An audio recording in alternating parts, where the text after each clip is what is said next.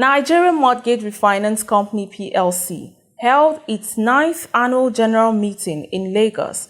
The meeting, presided over by the chairman, Charles Candidate Johnson San, was well attended by representatives of banks who form a significant shareholding bloc: Nigeria Sovereign Investment Authority, Central Bank of Nigeria, Securities and Exchange Commission, Corporate Affairs Commission, FMDQ, and other stakeholders.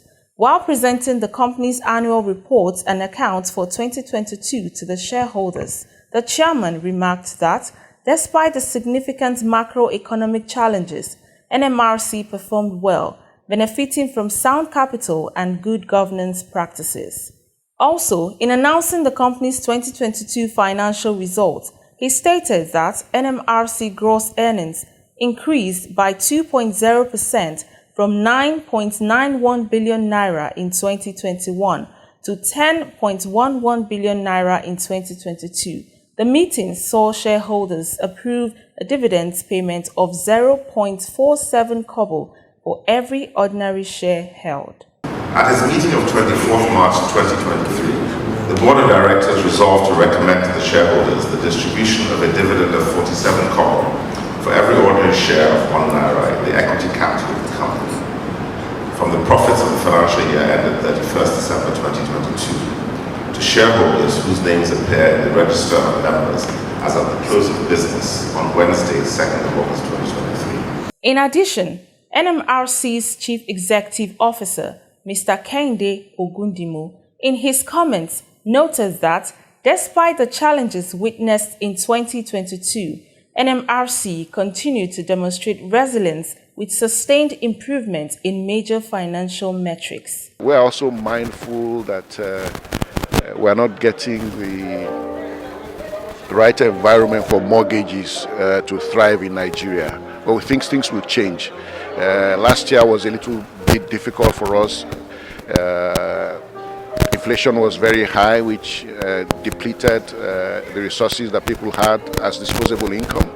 But we think that we're headed in a different direction now. We're praying that everything will work out for Nigeria and Nigerians so that they'll be able to afford the things that create generational wealth.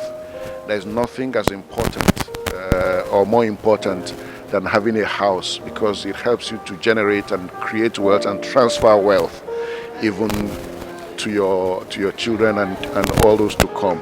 Ogundimu urged the new administration to take housing seriously, noting that it is an important sector capable of driving economic growth. Our hope is that the new administration will take housing as a very important sector that creates a lot of employment and will really drive growth in the economy. So I say, by and large, it was a very good year for us, and we look for better years ahead for us and for our shareholders.